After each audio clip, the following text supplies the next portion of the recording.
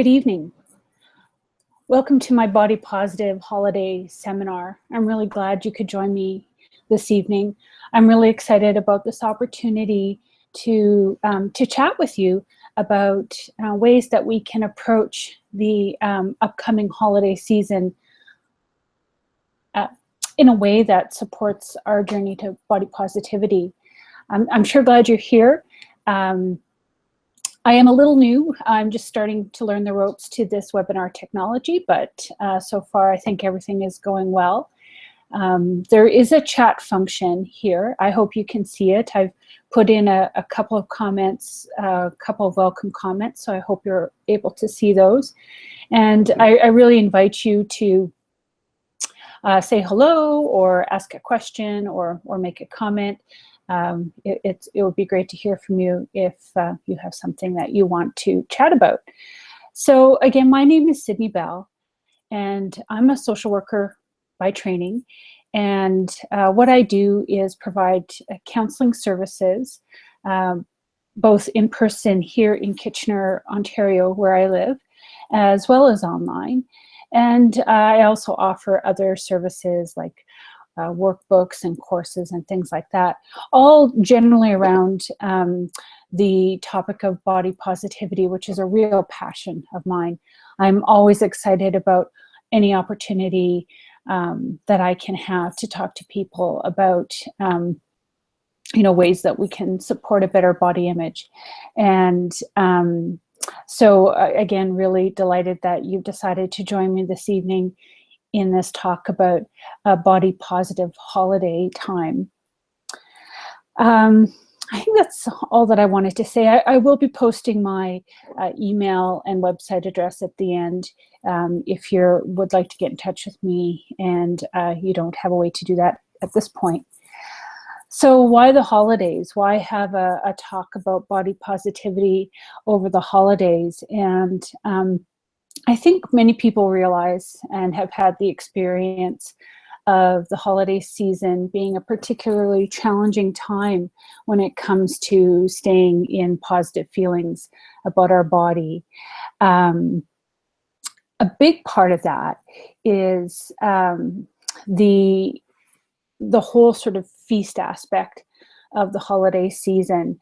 For many of us, our relationship with our bodies is tied into our relationship with food. And we're sort of pulled in two directions over the holiday season, where we're surrounded by all this delicious and holiday food, and we're both being told to, eat and enjoy, but also resist. So it's sort of a pull in two directions, which can really be very stressful. Also, I don't think we can deny that as fun and as engaging as the holiday season is, there's lots of stress that can be involved for many of us with juggling all the family obligations and the events and the shopping and all of those kinds of things.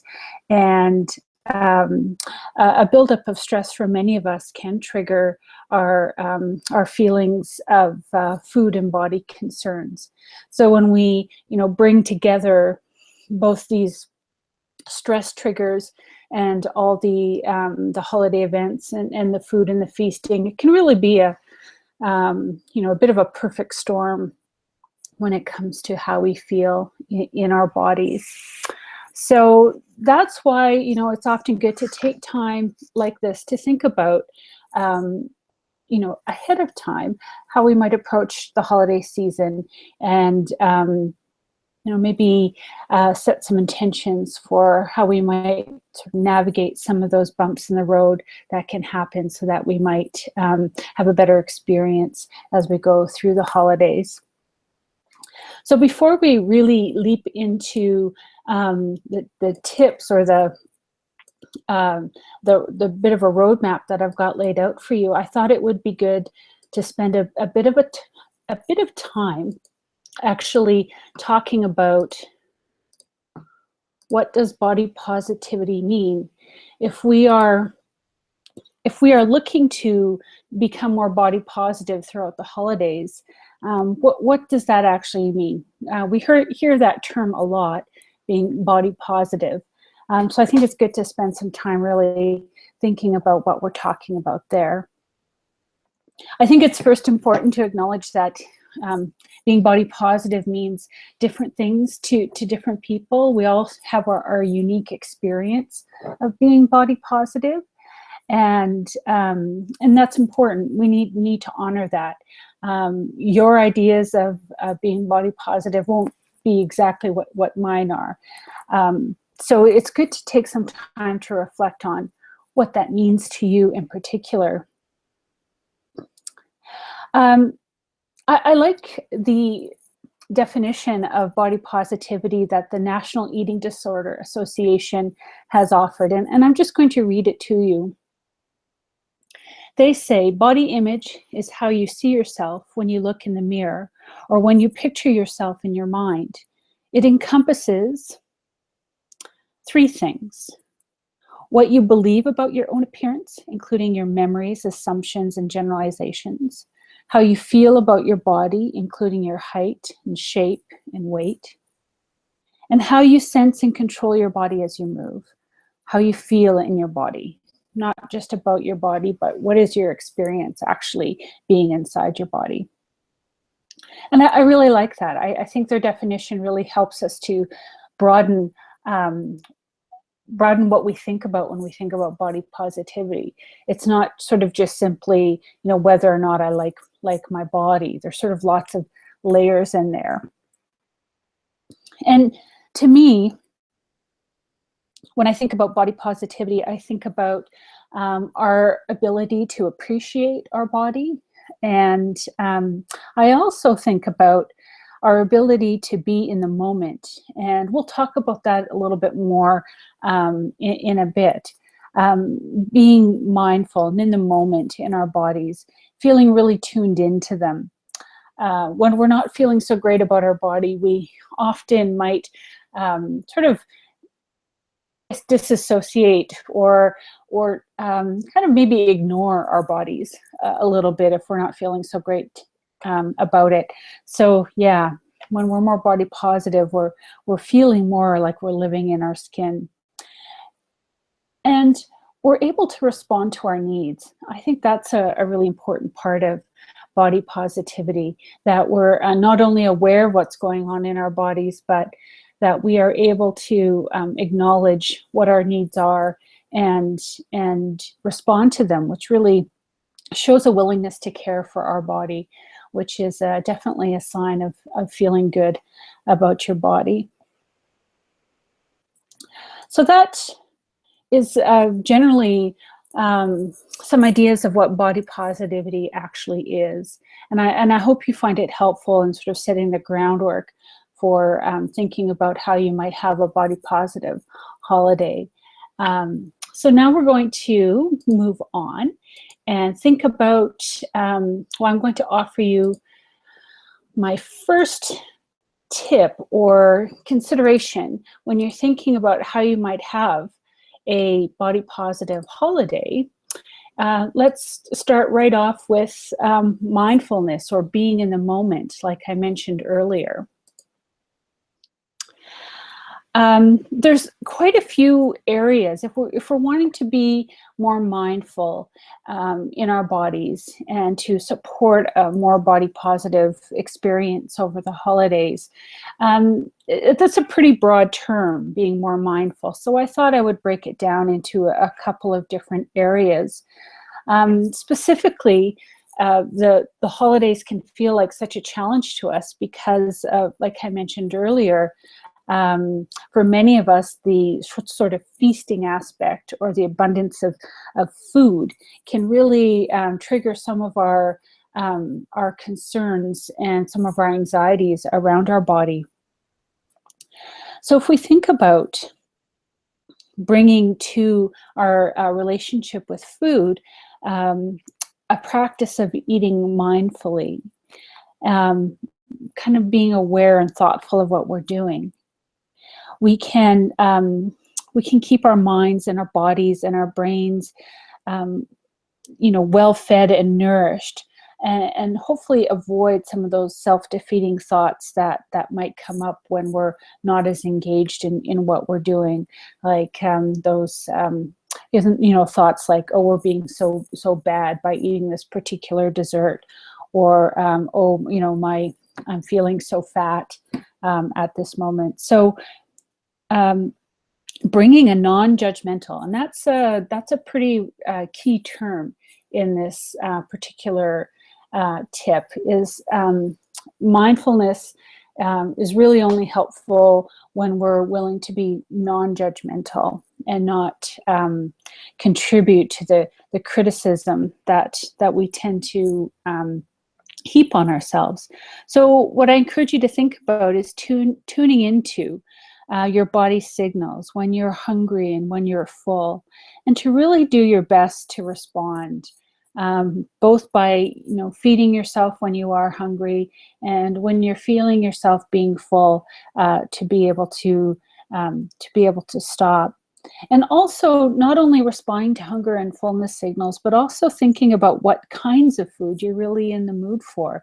Really taking the time to pay attention to what you're hungry for, what flavors or textures are appealing to you. It's really worth it to take that time to kind of sort through, when you're hungry, what it is you really want to eat, and then do your best to provide that to yourself. So that's sort of one element of practicing non-judgmental mindfulness during the holidays. Another important element is how we spend our time and energy. And for many of us, the holiday season is just a really busy time. And it's important to remember that we don't have to say yes to everything. We can really fall into that trap of giving and giving without stopping. And it's important to be mindful of when we might need to say no, and when we might need to refuel and really allow that to happen. It's important to remember that self-care can mean many things, but sometimes, it's as simple as taking a night to ourselves and just really taking care of ourselves in the midst of the holiday season. Another part of this area around non-judgmental mindfulness is being aware of our emotions. And I'm actually going to talk about that more specifically a little bit later. Have a little bit of a focused discussion on that. So another tip, or another practice or gift that we can give ourselves during the holiday season is actually more around food that I wanted to talk a little bit about. And that is just the importance of eating regularly.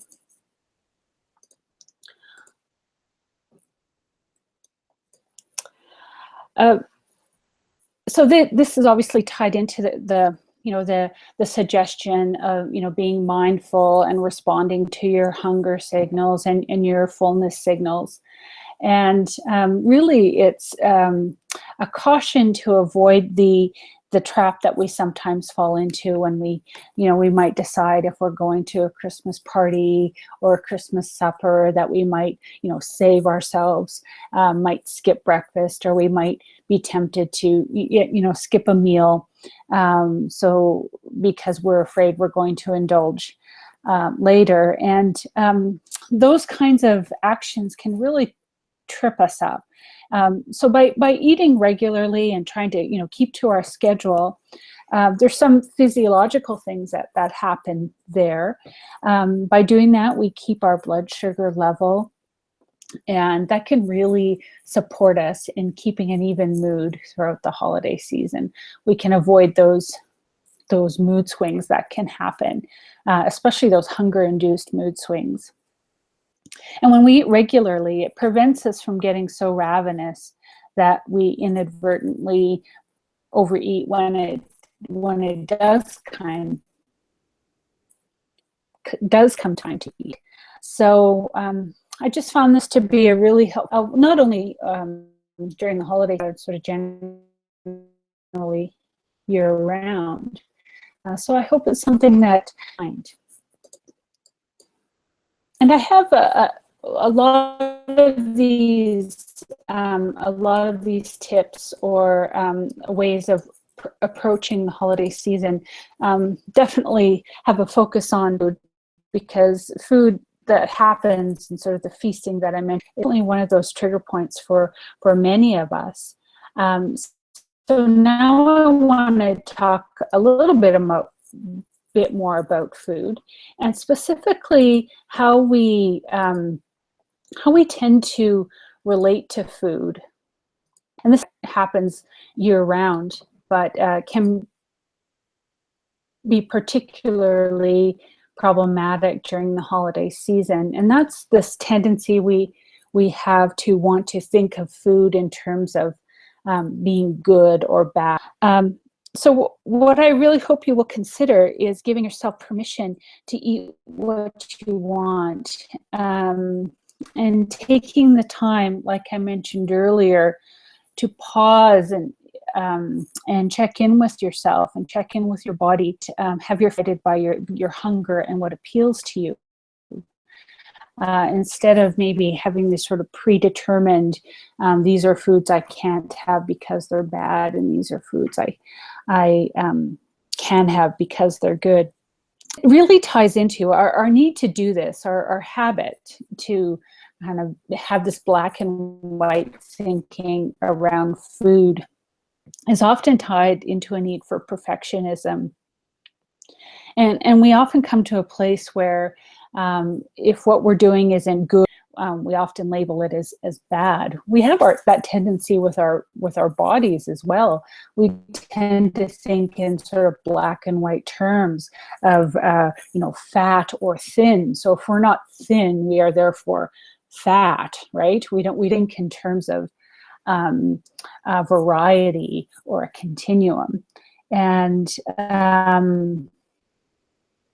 so really, these two things tie into each other. And while it is nice to take the time to create a mindful and, please think about ways to avoid getting caught in the trap of perfection. So yeah, really challenge yourself to see if you can, if you do have that habit of food as either good or bad, play with what it's like to just have a more neutral and open experience to food, and see what that does, because it's really interesting when we set certain foods up, and you probably have experienced this yourself, when really like, but maybe isn't particularly nutritious or health supporting features. When we set it up as bad and that we can't have it, we then tend to, well, most of us anyway, become a little bit fixated on that particular food. And we get into a whole sort of denying, binging relationship. So if we can challenge ourselves to move away from this way of thinking, it can be a really helpful thing over the holidays to do for ourselves.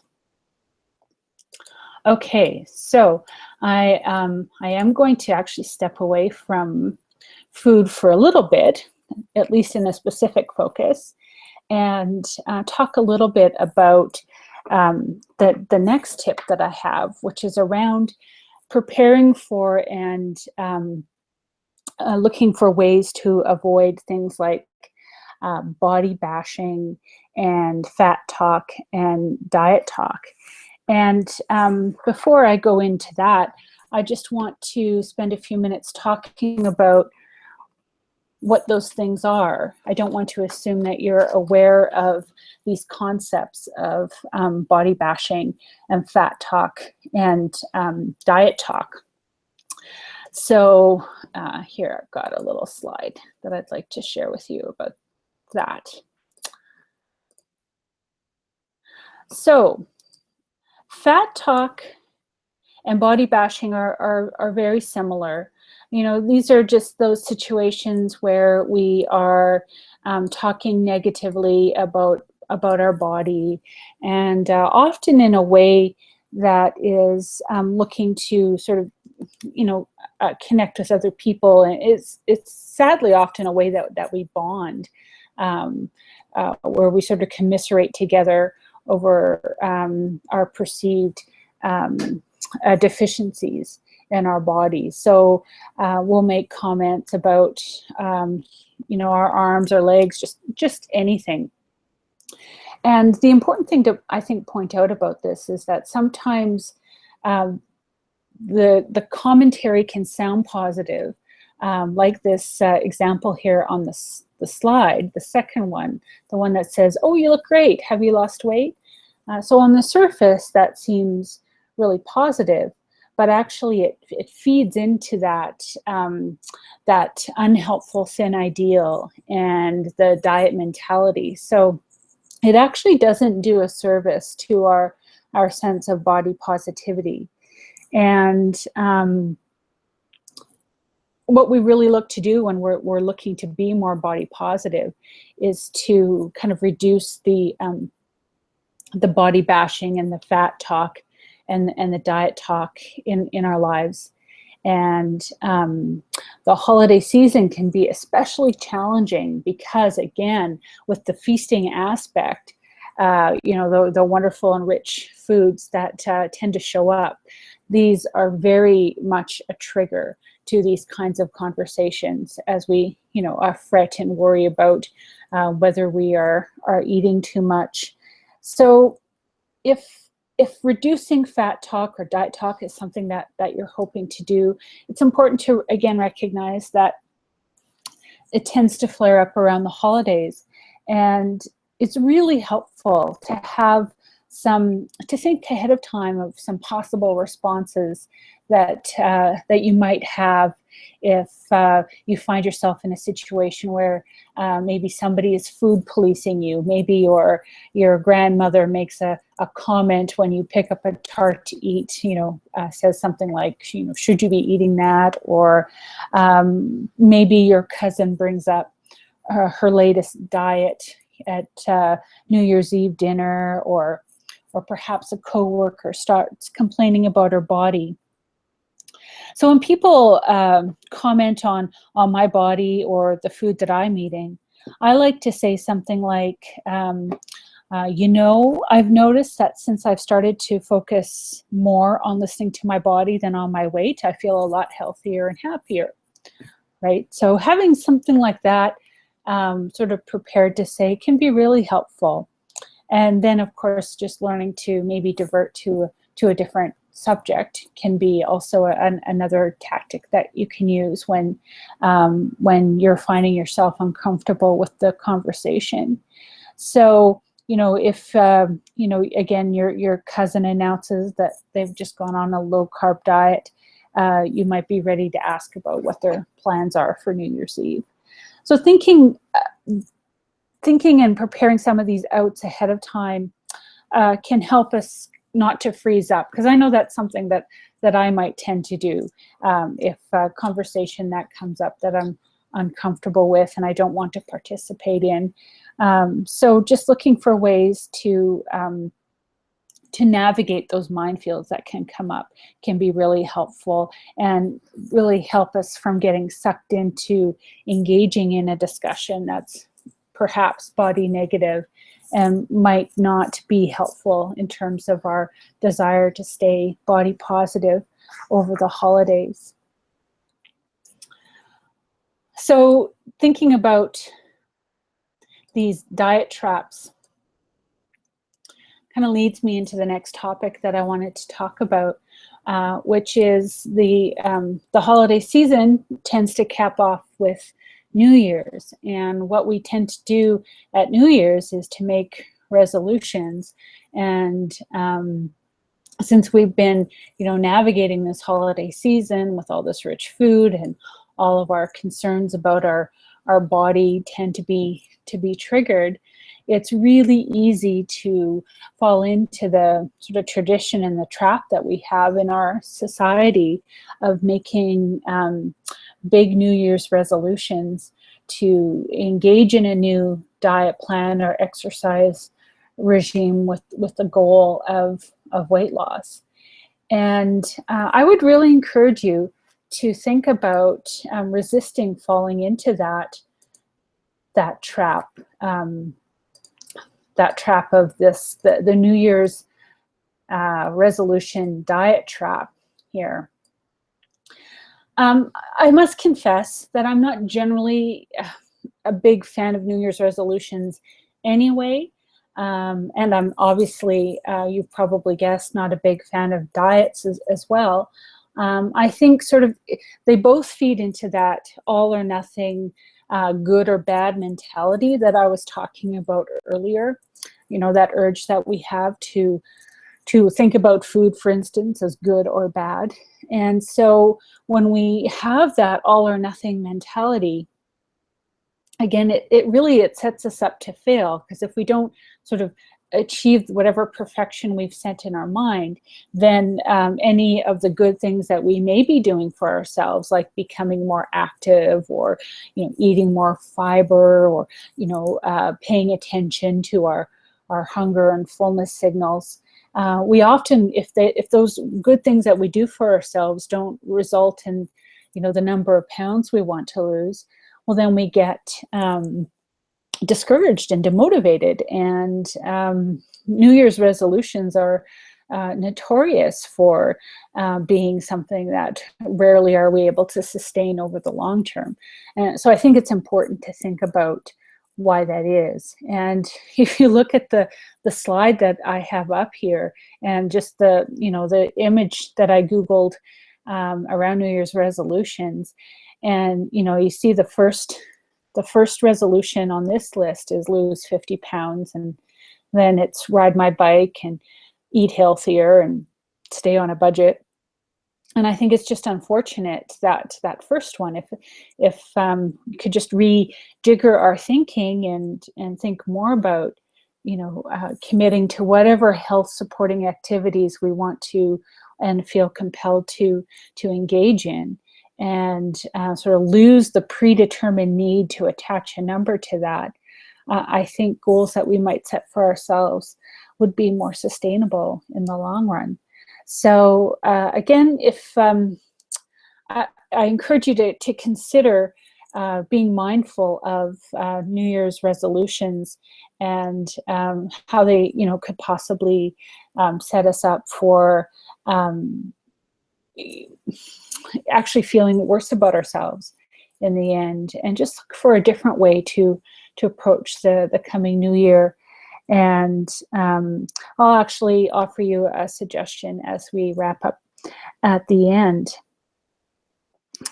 So what I want to talk about now is going back to that idea of mindfulness that I was talking about earlier. If you remember, I talked about mindfulness around food and eating, and talked about mindfulness around our time and energy. And I said we would come back to talking about emotions. So that's what I would like to do now, because I think it's important to acknowledge that many of us set up the holiday season. I mean, it can be a wonderful time. There's lots of beautiful things to appreciate. The opportunity to visit and be with family and celebrate together. And I think we often set ourselves up to feel that we must, if we're not happy all the time, there's something wrong with us. We sort of have this expectation that since it's generally considered a wonderful holiday and a time of celebration, that we're not allowed to have negative feelings. And I would really encourage you to, excuse me, got a little, encourage you to be open to acknowledging that we're complex people, and we have wide-ranging and complex emotions, even over the holiday season.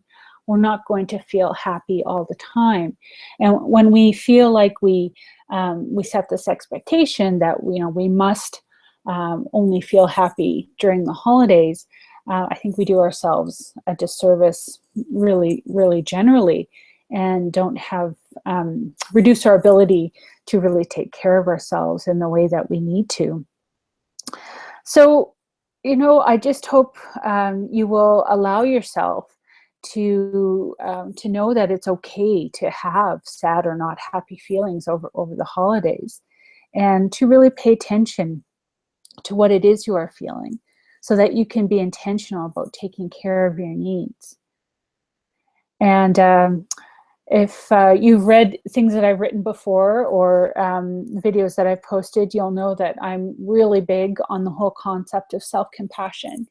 And to me, I think that that would be a wonderful practice, if you don't practice it already, to consider looking into over the holiday season, looking for ways to see yourself with soft eyes, and think about the things you might say to a friend who's going through a hard time, or not feeling well, and consider what it would be like if you talk to yourself that way, or responded to your own pain the same way and with the same compassion that you respond to the pain of a friend or loved one.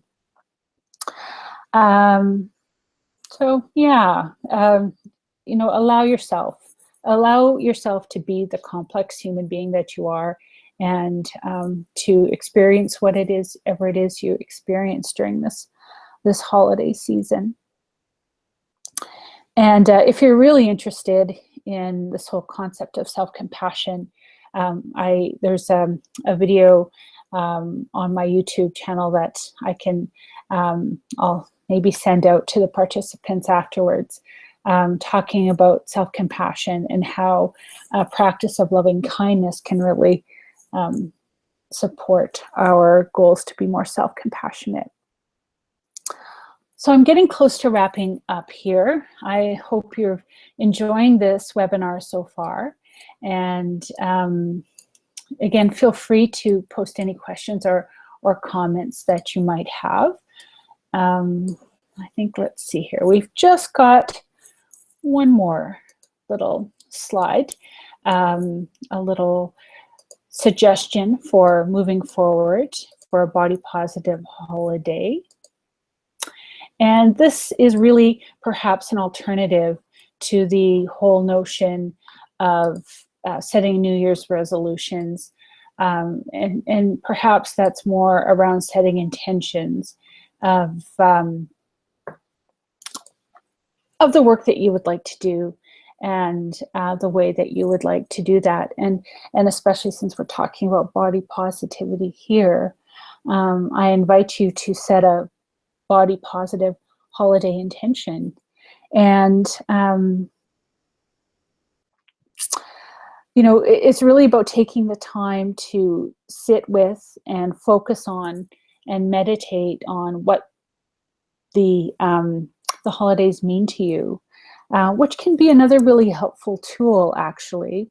Sort of recognizing your particular reason for celebrating over the season, whether you might have a religious focus, or you might have just a real appreciation for the time of family, or you might just think a celebration that's filled with goodwill and sparkly lights is a good idea to have midwinter while the days are so long and dark. So I really encourage you to consider that, what the deeper meaning for you is in the holiday season, and take the time to consider and decide on a body positive intention for yourself for the holiday season. And you take that, and if you like to write in a journal, I encourage you to do that, or maybe just jot it down on a sticky note and have it somewhere where you will see it as you go about your day-to-day life over the holidays. Or perhaps if you're a crafty, creative person, you might even create a Christmas ornament of some kind that somehow reflects the intention that you've set for being body positive over the holiday. I've also become a real big fan of creating mandalas or coloring mandalas. And I think that is also a really great tool to help us set positive intentions. And you can find mandala patterns on the internet and print them off. A mandala is simply a circular, it's a circle that that has patterns, and they can either be sort of set patterns or free form drawings. So that's something I consider you to explore as well as we move forward into this holiday season. So that really is kind of all the thoughts that I had around having a body positive season, and that I wanted to share with you this evening, in the hopes that it might spark your thinking in terms of, first of all, what it is that being body positive means to you, and how you might be able to kind of make your way through the holiday season in a way that supports those body positive goals. So I really want to thank you for spending some time with me this evening. I just have one more little slide to show you here. My little thank you slide. And there's my website. There is a little typo, but I'm sure you'd figure that out. www.sydneybell.ca. And my email address, if you want to connect with me, I'd be delighted to hear from you. And on that note, I would like to say good evening and happy holidays. And I wish you a very loving and self-compassionate and body positivity intention-filled holiday season. Have a good night. Thank you for joining me.